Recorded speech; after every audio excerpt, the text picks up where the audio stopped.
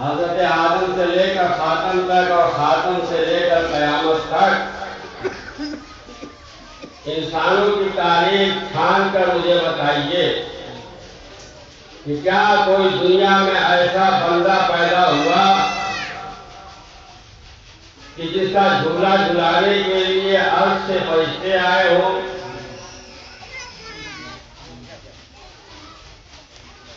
یہ امام حسین علیہ السلام جب تمثیلی کی حالت میں ہے، جھولے کے اندر میں ہے، تو تمام علماء اسلام کہتے ہیں کہ جبرائیل امین حسین کا جھولا جھلاتے تھے۔ اتنا طیب و طاہر فرشتہ، اتنا پاک و پاکیزہ فرشتہ، اتنا مقرب بارگاہ الہی فرشتہ جبرائیل امین حسین کی کا ہمارا جنبانی کر رہے ہیں۔ معلوم یہ ہوتا ہے کہ بچپنا کتنا پاک و پاکیزہ ہے کہ آج کی مخلوق، معصوم مخلوق اس کی کا ہمارا جنبانی کرتے ہیں، تو آخری عمر کا عالم کیا ہوگا؟ آخری عمر میں حسین کی عظمت کا کیا اندازہ لگایا جا سکتا ہے؟ تو بچپنا اتنا کامیاب حسین ابن علی کا، دنیا میں ہے کوئی ایسا بچہ، دنیا میں ہے کوئی ایسا بندہ کہ اس کی طہارت اور اس کی پاکیزگی کے سامنے فرشتے بھی سر جھکاتے ہوئے نظر آئے؟ اہل بیت علیہ السلام وہ عظیم شخصیت ہے کہ اہل بیت کی گھر پر فرشتے مسکین بن کے آتے ہیں، اسیر بن کر آتے ہیں، یتیم بن کر آتے ہیں۔ ارے معصوم فرشتے اس طرح سے ڈرے اہل بیت پر آتے ہیں تو اندازہ لگاؤ کہ خدا کا مرتبہ کتنا ہے، یہ دروازہ کتنا طیب و طاہر اور پاک و پاکیزہ ہے۔ یہ فرشتے ہی سمجھ سکتے ہیں کہ اہل بیت کا مرتبہ کیا ہوگا۔ وہ انسان نہیں ہے، شیطان ہے جو عزت پر ہاتھ اور لکڑی لے کر آتے ہیں۔ وہی شیطان جو ڈرے اہل بیت پر آگ اور لکڑی لے کر جمع ہوئے تھے، آج کربلا کے میدان میں حضرت امام حسین اور رسول اللہ کے خانوادے پر طرح طرح سے ظلم کر رہے ہیں۔ نواز رسول کو کربلا کے میدان میں گھیر لیا گیا، حسین ابن علی یکا تنہا رہ گئے ہیں، عزاداروں اسی حسین کا غم منا رہے ہیں۔ حسین ابن علی کی یاد میں آپ مجالس منعقد کر رہے ہیں۔ پہلی محرم صفے ماتم بچ گئی، اذان خانے کھل گئے، نوحوں مرثیہ ماتم کی صدائیں گونجنے لگیں۔ آپ کا جوش اور ولولہ روز بروز بڑھتا رہا۔ آج ہم نے حسین پر گریہ کیا ہے، آج ہم نے حسین کا ماتم کیا ہے، ہمارے جوان کا جوش اور بڑھتا رہا، اور بھی ماتم کریں گے، اور بھی نوحہ خانی کریں گے، اور بھی آنسو بہائیں گے۔ جیسے جیسے محرم کی تاریخیں بڑھتی رہی، حسینی عزاداروں کے جوش اور ولولے میں اضافہ ہوتا رہا۔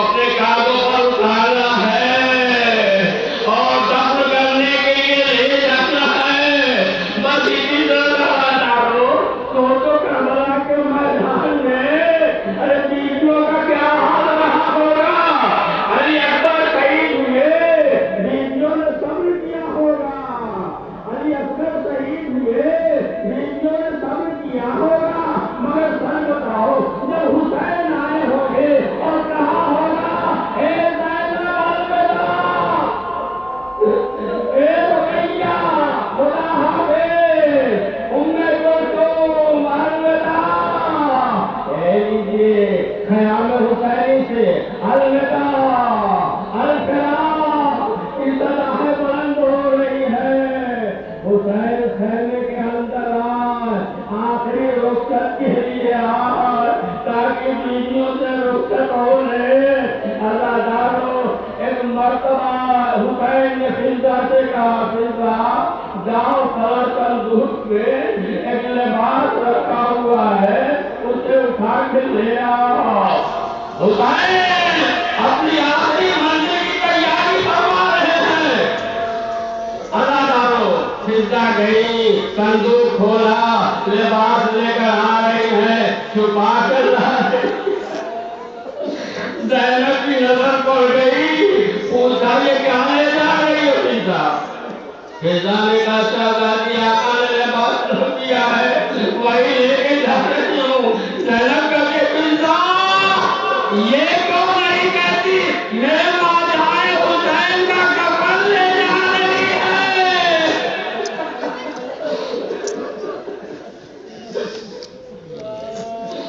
میں سمجھ رہی ہوں یہ میرے بھیا کا کفن ہوگا. لائی فضا, حسین کی خدمت میں پیش کر دیا. حسین نے لباس لیا اور تبدیل کیا. تبدیل کرنے کے بعد جگہ جگہ سے پھاڑ رہے ہیں. حسین جگہ جگہ سے چاک کر رہے ہیں اس کو ہونا پوشیدہ لباس کو. زینب تڑپ گئی, زینب کو دیکھا نہ گیا, تڑپ کر آئے, اے بھیا ارے میری ماں نے مجھے بتا دیا تھا. اے زینب کربلا میں جب حسین پرانا لباس پہننے لگے تو سمجھ لینا کہ اب دوبارہ زندہ واپس نہیں آئے گا. یہی لباس ان کا کفن ہوگا. تو ماں کی وصیت مجھے یاد آ گئی, بھیا یہ تم اپنا کفن پہن رہے ہو بھیا, مگر اے بھیا میں یہ نہیں سمجھ پا رہی ہوں کہ اس پوشیدہ کونے لباس کو تم جگہ جگہ سے چاک کیوں کر رہے ہو. حسین نے کہا ارے اس کی وجہ یہ ہے کہ میری شہادت کے بعد ظالم میرے لاشے کو جلدی زمین پر چھوڑ دیں گے.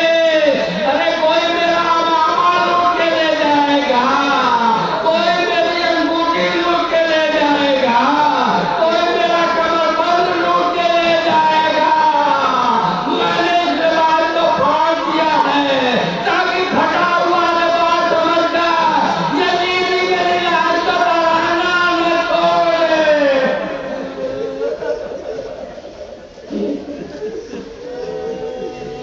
ترانہ نہ چھوڑ دے, اس لیے میں لباس کو چاک کر رہا ہوں تاکہ میری میت پوریاں نہ رہ پائے. اے بھیا ایسا بھی ہوگا. اللہ جانو ایک مرتبہ حسین نے کہا زینب بس اب تیار ہو جاؤ, اب تو قافلہ مدینے سے لے کے میں آیا تھا یہاں تک, اب اس قافلے کو تم لے کے مدینہ واپس جاؤ گی. اس قافلے کے قافلہ سالاری اب تم کرو گی پھیلا. اب حسین کی جگہ تم ہوگی پھیلا.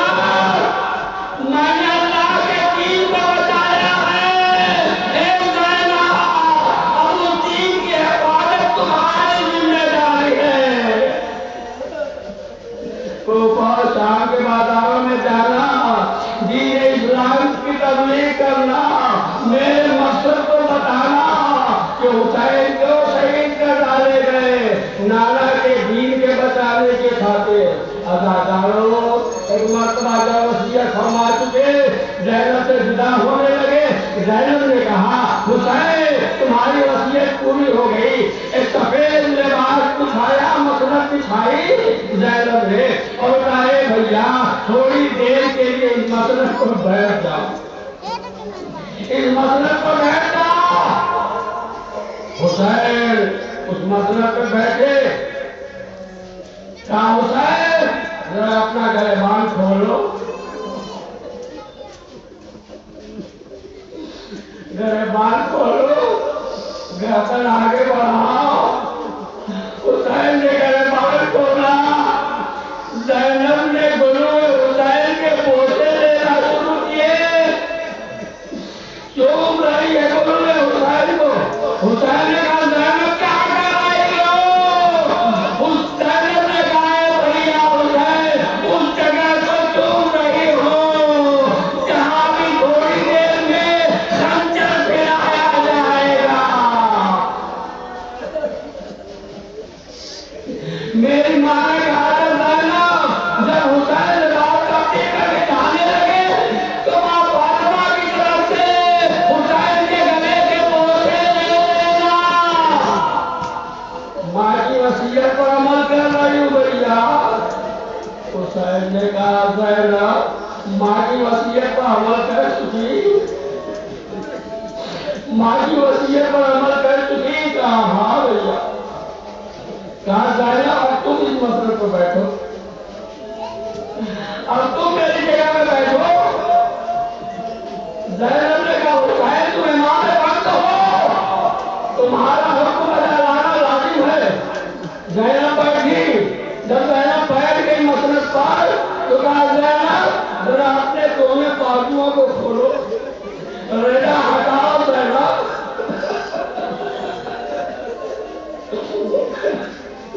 حسین بازوئے زینب کے بوسے لینے شروع کر دیے۔ حسین جب بوسے لے رہے تھے زینب نے کہا حسین یہ کیا کر رہے ہو؟ کہا ہے زینب میں بھی اپنی ماں کی وصیت پہ عمل کر رہا ہوں۔ میری ماں نے کہا ہے حسین جب کربلا میں آخری روزہ ہو کر جانا تو زینب کے بازوؤں کو میری طرف سے چوم لینا، اس لیے جب یہ بازوؤں میں رسیاں باندھی جائے گی زینب کو قیدی بنایا جائے گا۔ جزاکم ربکم خیر الجزاء۔ آزادارو رو، اس سے بڑھ کر مصیبت کا دھڑ کوئی نہیں ہو سکتا۔ ناموں نے سارے پنج کر اب گل ہونے جا رہا ہے۔ سوارے دوش پیغمبر اب خاک پہ گرنے والا ہے۔ اس سے بڑھ کر عظیم مصیبت علیہ السلام کے لیے، اہل بیت کے محلے والوں کے لیے کوئی نہیں ہو سکتی۔ جب وصیت پہ عمل ہو چکی حسین گھوڑے پہ سوار ہوئے، گھوڑے کو ایل کی آگے بڑھے، مقصد کی جانب چلے، تھوڑی دور چلتے چلتے گھوڑا ڈوب جاتا ہے۔ حسین نے گھوڑے سے کہا ہے میرے حق پہ وفادار، ارے تو بھی کئی روز کا بھوکا پیاسا ہے میں سمجھ رہا ہوں، مگر یہ آخری دعوت ہے، اے سنا آخری دعوت، بس اتنا کہ مجھے مقصد میں پہنچا دے، تمہاری زحمت تمام۔ گھوڑے نے حسین کی طرف سر بلند کیا، بڑھتے ہوئے آنکھوں سے آنکھیں آنکھوں سے اشارہ کیا، پاؤں کی طرف اشارہ کیا، کہا مولا میری کیا مجال ہے کہ میں آپ کی خدمت کروں کا دانی کروں، مگر میں کیا کروں، میرے قدم نہیں اٹھ رہے ہیں، ذرا میرے پاؤں کی طرف کو دیکھو۔ حسین نے جھک کے دیکھا، کیا دیکھا؟ 4 سال کی چھوٹی سکینہ، ننھی سکینہ، لاڈلی سکینہ گھوڑے کے پیر پکڑ کے کہتی ہے اے میرے بابا کے گھوڑے، میرے بابا کو ملے جا، اے میرے بابا کے گھوڑے مجھے بھی باپ کے مقتل دینا، میرے باپ کو مقتل میں مت لے جا۔ حسین نے دیکھا سکینہ کھانے سے باہر نکل آئی، گھوڑے کے پاؤں پکڑ کے انتظار کر رہی ہے۔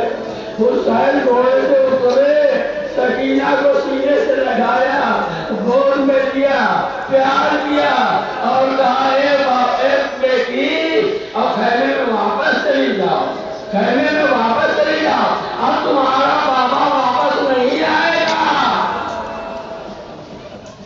واپس نہیں آئے گا تمہارا بابا، ایک دیر اور تھوڑی دیر میں تم یتیم ہو جاؤ گی۔ سکینہ نے سنا، کہا بابا میں جانتی ہوں، اب تم جا رہے ہو تو زندہ واپس نہ آؤ گے۔ میں جانتی ہوں بابا، میں جانتی ہوں بابا کہ میں یتیم ہو جاؤں گی، دل باغ کے ہو جاؤں گی۔ اے بابا اتنا بتا دو، اتنا مجھے سمجھا دو کہ ہم تک مجھے اس وقت تک نیند نہیں آتی تھی جب تک تمہارے سینے پر نہیں سوتی تھی۔ یہ بتا دو آج سامنے غریبہ آئے گی تو سکینہ کہاں سوئے گی؟ سکینہ کہاں سوئے گی؟ حسین نے کہا ہاں سکینہ، اب آج سے دستور بدل جائے گا۔ اب تک علی اصغر اپنی ماں کے پاس سوتا تھا اور تم میرے پاس سوتی تھی، اب دستور بدل جائے گا، علی اصغر میرے پاس رہے گا، تم اپنی ماں کے پاس رہو گی۔ جاؤ سکینہ، لوٹ جاؤ، خیمے میں چلی جاؤ، اپنے پھپھی کے پاس رہنا سکینہ۔ سکینہ ہمت اور ننھے ننھے ہاتھ ہلا کے اپنے باپ کو رخصت کر رہی ہے۔ کس دل سے سکینہ نے اپنے باپ کو رخصت کیا ہوگا؟ 4 سال کی بچی نے کیسے اپنے باپ کو مقصد میں جاتے ہوئے دیکھا ہوگا؟ سکینہ واپس آئے پہلے کی طرح، خدا حافظ بابا، جاؤ خدا حافظ ہونا سے۔ ادھر حسین مقتل کی جانب گئے، ادھر سکینہ خیمے کی جانب چلی۔ اب کس طرح سے سکینہ خیمے کی طرف چلی ہوگی، کیسے سکینہ کا پیر اٹھا ہوگا، کیسے قدم چلے ہوں گے، اس لیے کہ پیچھے یتیمی چھوڑ کے آ رہی ہے جس کا باپ ابھی زندہ ہے مگر تھوڑی ہی دیر میں شہید ہو جائے گا۔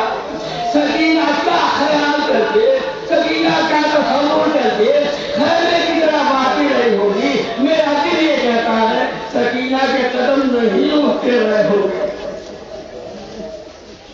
ادھر سکینہ آہستہ آہستہ خیمے کی جانب آ رہی ہے، ادھر حسین تیزی کے ساتھ مقتل کی جانب جا رہے ہیں۔ ارے ابھی سکینہ خیمے کے درمیان پہنچی تھی، ایک مرتبہ ایسا ظلم ہو گیا کہ زمین کو زلزلہ آ گیا، فرات کا پانی اچھلنے لگا، آسمان سے خون کی بارش ہونے لگی، کالی آندیاں چلنے لگی، کائنات میں گریا ہونے لگا۔ واہ حسینہ، واہ مظلومہ، ہائے حسین، ہائے حسین، شہید کر ڈالے گئے۔ اللہ لعنت اللہ علی القوم الظالمین، وسيعلم الذين ظلموا